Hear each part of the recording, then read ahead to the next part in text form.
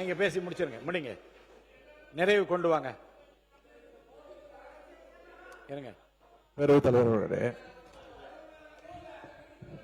ஆதி திராவிடர் மற்றும் பழங்குடியினர் மக்களுக்கு நீங்க என்னென்ன திட்டங்கள் கொண்டு வந்திருக்கீங்க அறிவிப்பு அமைச்சர் சொன்னாரு. எங்களுடைய உறுப்பினர் பேசும்போது எங்களுடைய ஆட்சியில நாங்க என்னென்ன திட்டங்கள் கொண்டு வந்திருக்கிறோம், உங்களுடைய ஆட்சியில் இதெல்லாம் பேர் மாத்தி இருக்கிறீங்க, சில திட்டங்களுக்கு சில திட்டங்களுக்கு நிதி ஒதுக்கவில்லை, அதெல்லாம் சரியா செய்யுங்க, ஆணவ படுகொலை நடந்திருக்கு, அதையெல்லாம் புள்ளி விவரத்தோடு அவர் சொன்னார்.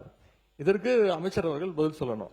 ஆனால் சிலர் இங்கு தேவையில்லாத பிரச்சனைகளை எழுப்பி உங்க ஆட்சியில நீங்க எதை செய்யல, சிஏஜில இது கம்மியா இருக்கு, இதனையெல்லாம் நீங்க தவறா செஞ்சிட்டீங்க அப்படின்னு பதில் சொல்லும் போது இது தவறான பாதைக்கு இது சென்று கொண்டிருக்கிறது.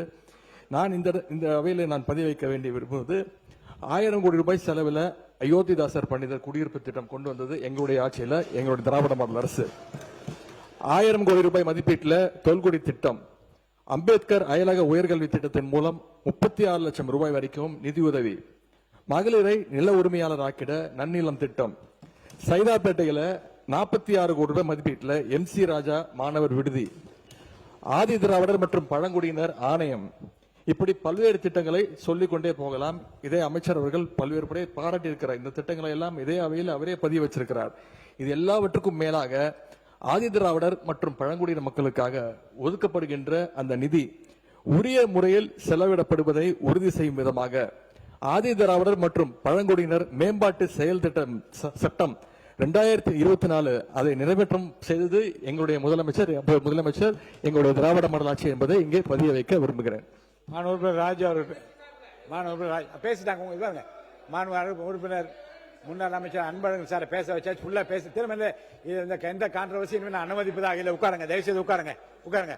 மாண்புமிகு பேரவை உறுப்பினர் ஒன்று சொல்றேன்.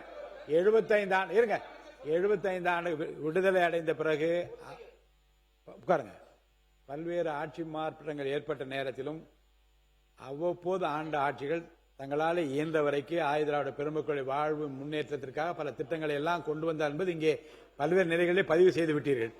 இனி இருங்க, அதுதான் சொல்ல வரேன். இல்ல, ஆனால் இப்போது வந்திருக்கிற புதிய ஆட்சியும் அதே சுவற்றை பின்பற்றி, அந்த அடிச்சுவட்டை பின்பற்றி முன்னாலே என்ன நடந்தது என்பதையெல்லாம் பார்த்து ஆராய்ந்து இன்னும் அதிகமாக இதை மேம்படுத்துகிற வாய்ப்புகளை எல்லாம் உருவாக்குற திட்டங்களை எல்லாம் இங்கே அறிவித்திருக்கிறார்கள். அந்த கோணத்திலே மட்டும் அமைச்சர் பெருமக்கள் கருத்துக்களை சொல்வதுதான் ஏற்புடையதாக இருக்கும் என்று நானும் கருதுகின்றேன். நீங்க நிறைய கருத்துக்கள் சொல்லிவிட்டீர்கள்.